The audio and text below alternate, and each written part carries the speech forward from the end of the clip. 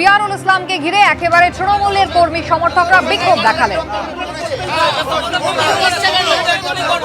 কোন রকমে এলাকা ছাড়লেন আইএসএফ প্রার্থী। এটা পুরো ফালতু কথা, এটা মিথ্যে কথা বলছে। আমরা বলছি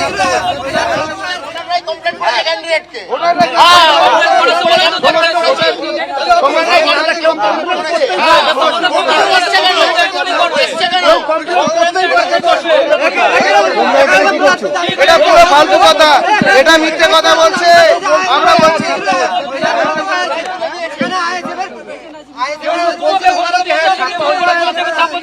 হাড়োয়া বিধানসভা উপনির্বাচনে আইএসএফ প্রার্থী পিয়ারুল ইসলাম তিনি এসেছিলেন মোহাম্মদপুর অবৈতনিক প্রাথমিক বিদ্যালয়। সেখানে 135 নম্বর বুথে ছাপ্পার অভিযোগ এবং তাকে ঘিরে বিক্ষোভ।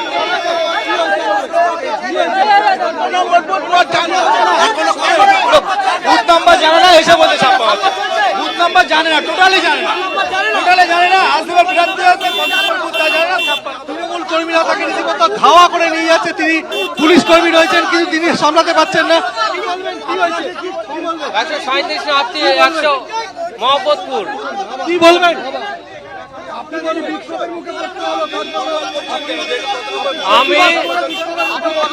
আমি আপনাদের বললাম যে আমাকে এখান থেকে ফোন করা হয়েছে, আমি দেখ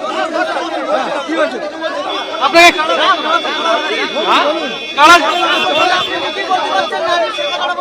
আমি বললাম এখানে।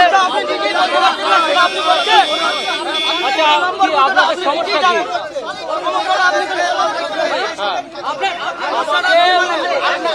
আমি কি বললাম এখানে?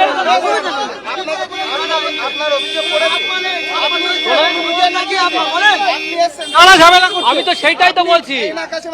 আমাকে কি বললাম?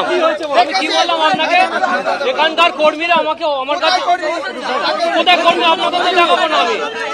আমি আমার কাছে অভিযোগ এসছে, আমি দেখতে এসছি, এসে দেখলাম এখানে ছাপ্পা হচ্ছে না। এটাই তো বলেছি, সেইটাই তো বলেছি, আমি সেইটাই তো বলেছি। আপনি বলছেন যে আমাদের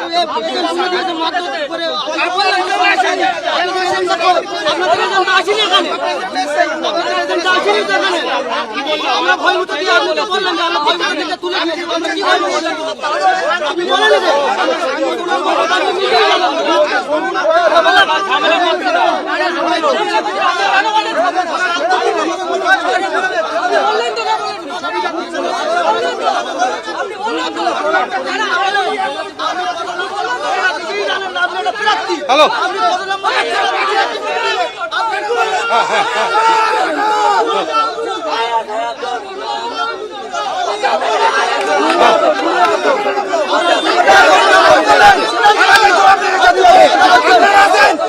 হ্যালো, কি জন্য বললো আজকে ছাপ্পা হচ্ছে?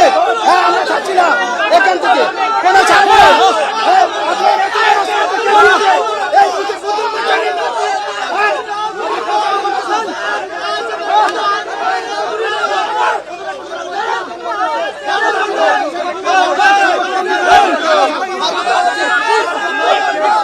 দেগঙ্গার মধ্যে পড়ে সেটা হাড়োয়া বিধানসভা, এবং সেখানে হাড়োয়া বিধানসভা নির্বাচন চলাকালীন মোহাম্মদপুর অবৈতনিক প্রাথমিক বিদ্যালয় 135 নম্বর বুথে ছাপ্পা হচ্ছে বলে আইএসএফ প্রার্থী পিয়ারুল ইসলাম তিনি আসেন, এবং তখনই তাকে ঘিরে বিক্ষোভ দেখান তৃণমূল সমর্থকরা।